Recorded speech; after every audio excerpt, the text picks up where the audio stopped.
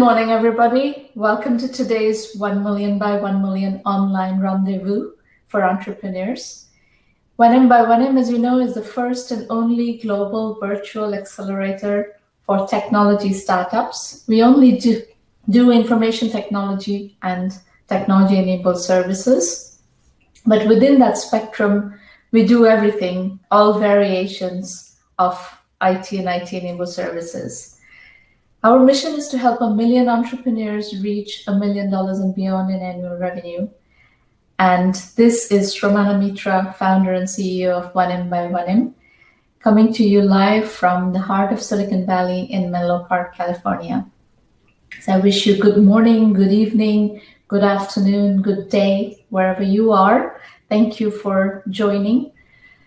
We are going to do a set of questions and answers that we have culled from various different sources, various different touch points that we have. And in this session, today's session, now one question I want to address up front is that I know many of you have interest and need in getting feedback on your particular startups, your particular projects. Whether you are already generating revenue, selling your product, or you're just, noodling an idea and trying to figure out how to put one foot before the other, you're very welcome to come to our 1 million by 1 million free strategy roundtables, where we do the project-based mentoring. And to find the schedule for that, please go to 1mby1m.com and then go to free strategy roundtables or free public roundtables. And there you will find the entire schedule. Typically, it's a Thursday morning, 8 a.m. Pacific time session on WebEx. So go ahead and register to pitch or attend, and you will get instructions, join link, etc. And we look forward to working with you in that forum as well. So here, I think what we're going to do is basically work on some questions that we have gathered from other sources. By the way, if you are whichever platform you're joining from, LinkedIn, Facebook, Twitter, we are currently live on all of those platforms. Just use the public chat area, the comment area, to ask your further questions. And I will come and dialogue with you after the video portion is over. And also, if there are questions that are substantial enough for us to include in upcoming sessions, we will do so. We often pick up questions from these sessions as well that we address in subsequent sessions. So the first question I'm going to is, are there any examples of successful startups that began with one founder in their basement? Well, my take on this question is you always start alone. If people are telling you solopreneurs don't succeed, don't believe them. You always start alone. Ask Sean Broy here. This is a great example of a company called Fine Art America that Sean founded alone. It was a marketplace for visual artists to sell prints of their works. It took him 3 years to get to $1 million. In 5 years, Sean was doing $5 million in revenue with just 3 employees. So yes, you can do it. You always start alone. Now, the one thing that you may want to take into consideration as you're thinking this all through,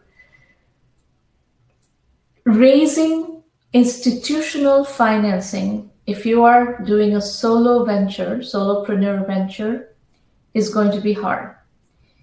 Institutional investors want to see at least 2 co-founders. And, the question they would ask is, what if you get hit by a truck and stuff like that? So if you're going the funding route, especially institutional funding route, then you will need to think it through a little bit differently, at least in the early stages. But if you're bootstrapping, there's no question that you can do it solo. And these days you can do all kinds of virtual company. You can hire people off Upwork. You can hire people in different countries, different continents. So, scaling has become a lot easier. And then there is one other nuance to this question, which is, let's say you start alone and you get to serious revenues. Like, in Sean's example, in 3 years, he got to $1 million. In 5 years, he got to $5 million.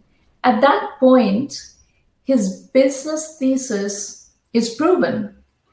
And if you think he is getting, he has created something that he can scale to a large number, which means he needs to have enough TAM to be able to scale at a high pace, high velocity to $100 million in the following 5 to 7 years.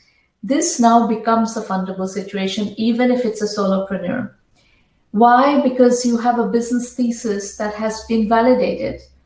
And now, if you go to finance a project like this, investors will take the position, well, we've got a business that's working, we're investing in a business that has been vastly de-risked.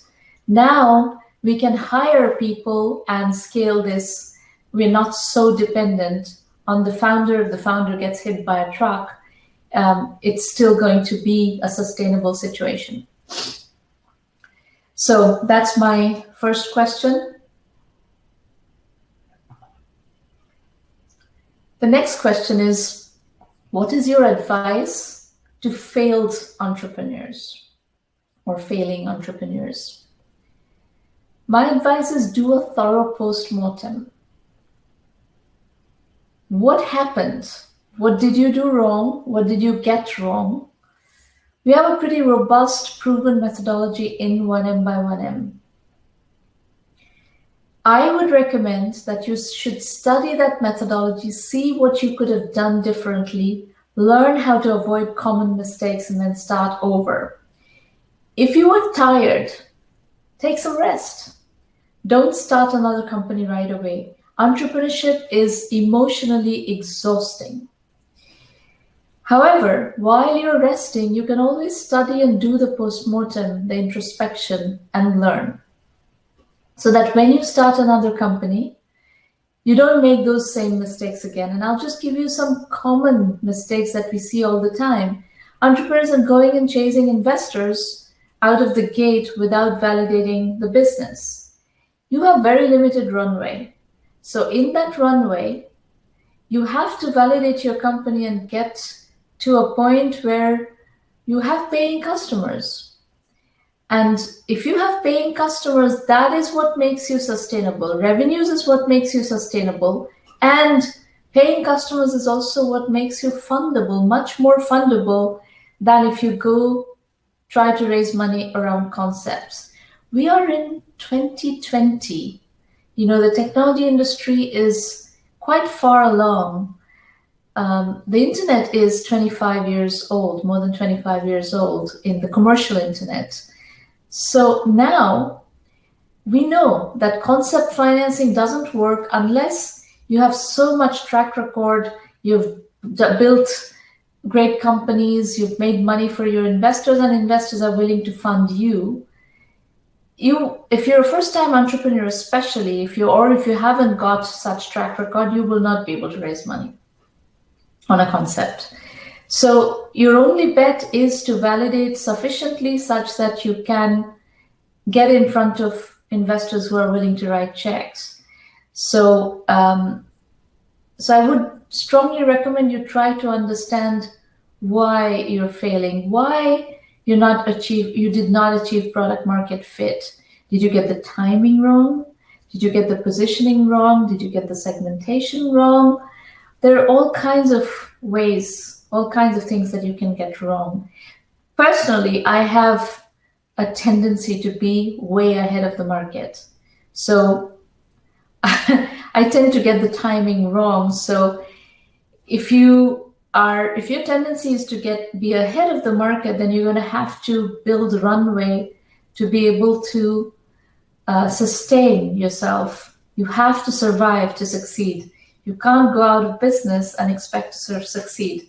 So this is, the reality of entrepreneurship, and you're going to have to abide by that reality. So try to understand why you failed.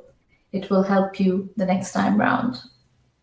And I strongly believe that people who have the entrepreneurial DNA, the entrepreneurial instinct in them, if they don't succeed once, they will try again. They will try again and again and again. And that's just the way entrepreneurial mindsets operate. We don't take no for an answer usually. Okay, so a very relevant, pertinent question is the next one. It's a nice segue from the previous one to this one. Why do you advise entrepreneurs not to raise funding at the early stages of business development? Right? If you're raising money for your startup, let's first assess your probability of success. The whole thing is about probability. If you just have a concept, your probability of raising funds is 0%. If you want money to build a minimum viable product, your probability of raising funds is also 0%. If you have validation for 100 prospects, your probability of raising funds is 0.1%. If you have validation from 100 prospects plus a minimum viable product, your probability of raising funds is 0.2%. It's increasing inch by inch by inch. Your probability of raising funding is increasing. As it is, you start with 0, and even at maximum probability, your probability is very low, but at least, you're inching up. And what I'm showing you here is the progressive thought process of what you need to do to increase your probability of fundraising. If you have validation from 100 prospects plus MVP plus non-paying customers, your probability of raising funds is 0.3%. If you have validation from 100 prospects plus MVP plus paying customers, your probability of raising funds is 0.4%. If you have validation from 100 prospects plus MVP plus paying customers plus large total available market, your probability of raising funds is now 0.5%. If you have MVP plus paying customers plus large TAM plus validated customer acquisition strategy, your probability of raising funds now goes up further, 0.6%. If you have an MVP, paying customers, large TAM, validated customer acquisition strategy, plus fast growth rate, proven velocity. Velocity is super, super, super important in raising money. Your probability of raising funding now is 0.7%. If you have MVP plus paying customers plus large TAM plus validated customer acquisition strategy plus fast growth rate plus complete team, your probability of raising funds is 0.8%. If you have MVP, paying customers, large TAM, validated customer acquisition strategy, fast growth rate, complete team, plus traction, your probability of raising funds is 0.9%. If you have MVP plus paying customers plus large TAM plus validated customer acquisition strategy plus fast growth rate plus complete team plus traction plus track record, your probability of raising funds is 1%. So we're playing a very low probability game here. Over 99% of the entrepreneurs who seek financing get rejected. Bootstrap first, raise money later is the 1 million by 1 million methodology. Do not go to VCs as beggars. Go as a king is the 1 million by 1 million mantra. Bootstrap with your paycheck. Bootstrap using services. Bootstrap by piggybacking. Bootstrap to traction. VCs love to come to the rescue of victory. This is the one core insight that you should keep in mind. VCs want to come to the rescue of victory. Start bootstrapping now. And if you want to discuss your project, your strategy, come talk to me during an upcoming 1 million by 1 million free public roundtable where we do all the mentoring from the program. Okay, so that's a very long analysis of what's fundable, what's not fundable, and how to brick by brick, block by block, improve your chances of getting funded. Why do founders get fired? This is my next question. A few reasons. Non-performance is one of them. If a founder takes investor money and then fails to deliver on the key performance indicators quarter after quarter, that would be a legitimate reason for getting fired. So, when a founder takes investor money, typically investors, or at least somebody representing the investors, are going to join the board of directors. And the board of directors, in conjunction with the founder, will set up a set of milestones and objectives. And those milestones, typically for a venture that is on a venture funding path, those milestones are set up according to what is going to get you to the next round of funding.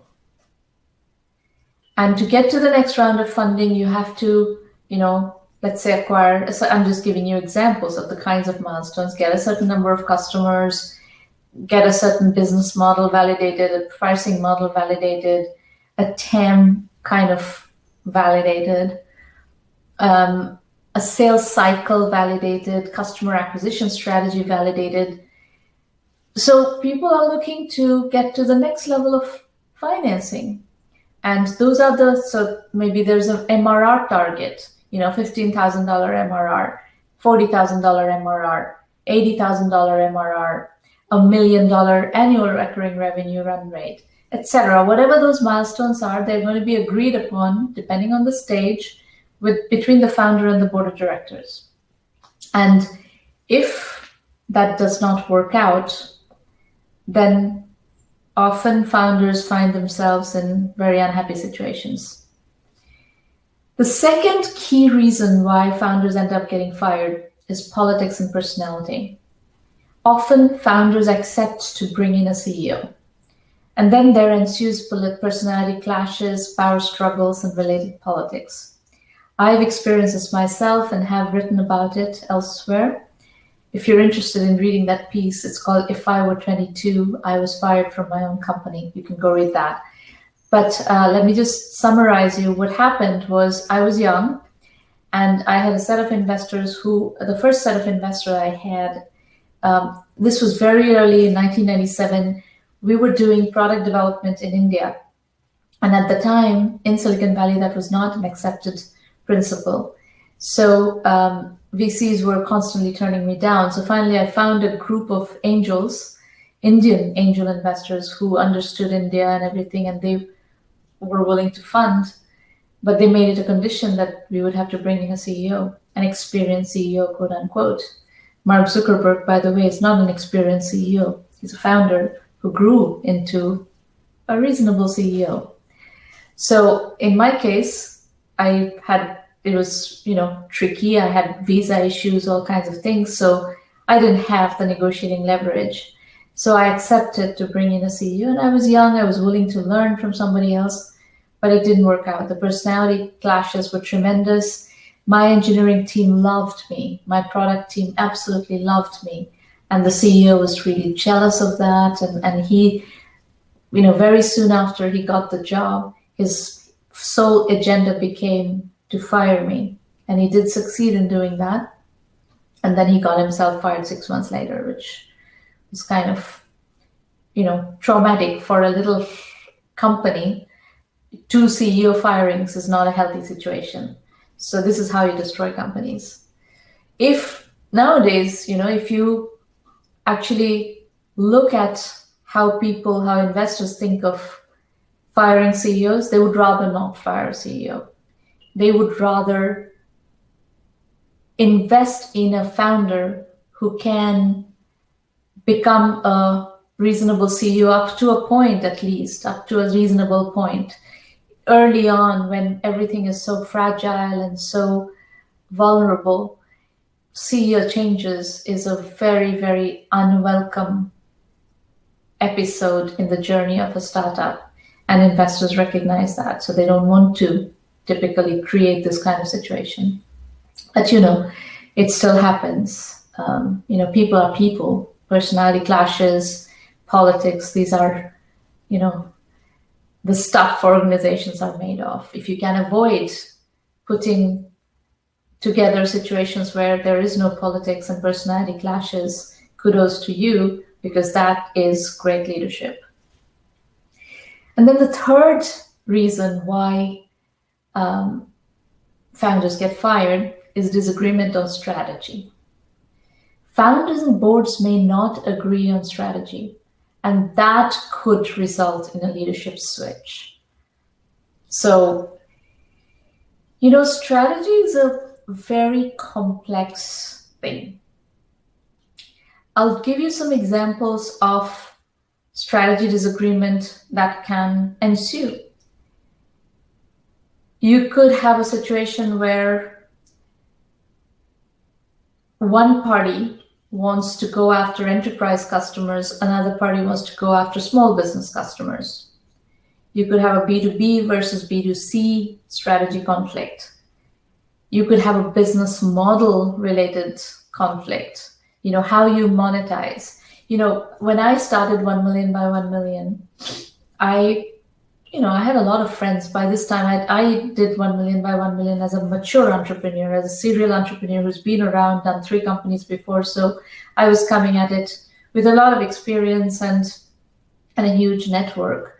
So I was offered venture capital, and I had a lot of discussions with my VC friends just to understand how, I didn't really figure out yet how I was going to do this. And I was in the process of that, figuring out how I was going to build 1 million by 1 million. I had a lot of conversations. One investor, whom I respect tremendously, actually, they're one of the best SaaS investors in the industry. And the partner is a friend of mine. We had lunch and he said, Sramana, you're going to generate a lot of entrepreneurs in this community that you will build. And sure enough, today we are catering to a community of well over 500,000 people, probably a lot more than that. We don't quite have count, but just to give you an example, on LinkedIn alone, I personally have almost 435,000 followers. LinkedIn named me as one of their top 10 influencers. And number 1 on that list was Bill Gates. Number 2 was Richard Branson. And I was number 10. So yes, we have a huge community of entrepreneurs that we cater to. But what his point was that instead of trying to get them to pay for coaching and acceleration, why don't you, make all that free and get, people who want to sell to this audience, sell products, sell software, sell whatever, turn this into a lead generation service for those kinds of vendors. Lawyers, consultants, they all want these leads. Well, I have decided not to do that because I felt that that would take us in a direction where our whole purpose, whole agenda would be to monetize better and better, especially if investors were involved. And then, I would be taken in directions that I don't necessarily want to. I wanted to build a company to educate, incubate, and accelerate early stage startups. That's all I wanted to do. And whatever else we do is in support of that agenda, that primary agenda. So I didn't want any distraction from that primary agenda. So I actually chose not to take any venture capital, even though I could have taken venture capital right away. I did not. And for the last 10 years, we have built this company completely based on revenues.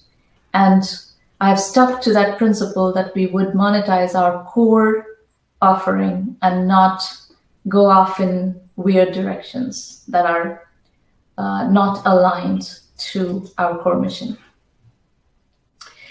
Okay, we are coming towards the end of the session. I want to take a bit of time to address once more a question that we get every time. How can I get feedback from you on my venture? Well, 1M by 1M offers free online mentoring roundtables every week. We have done over 500 of these roundtables since we started doing them in the fall of 2008. In fact, it was this experiment of doing free mentoring roundtables back in the fall of 2008 when my first book, Entrepreneur Journeys book, was coming out. That's when we started experimenting with this model.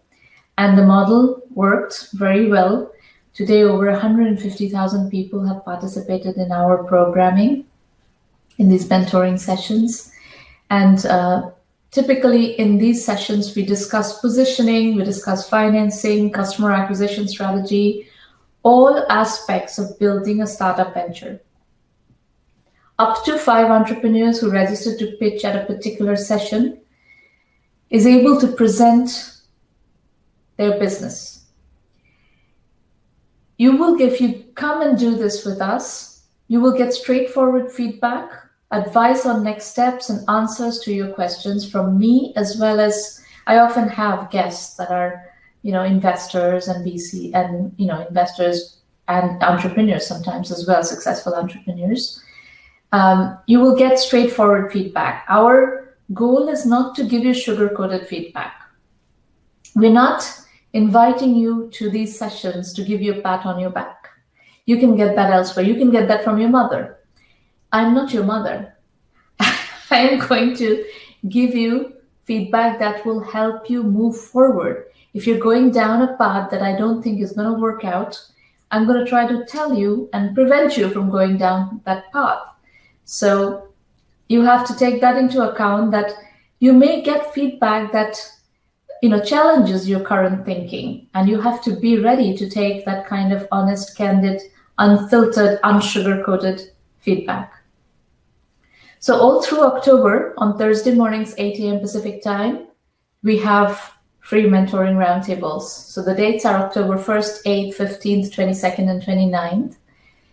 Now, I'll point you to another resource that is very helpful for entrepreneurs, and we use this all the time. Our entrepreneur community uses this all the time. We see it in the stats.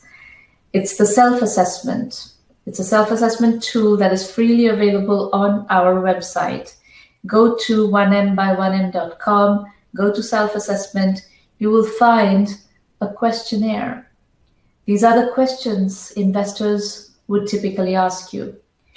We want you to have good, solid answers to these questions as you prepare and as you strategize for your journey. This is a strategic planning framework. So go study that and try to answer those questions. And that will also help you prepare your pitch if you decide to come and pitch to me.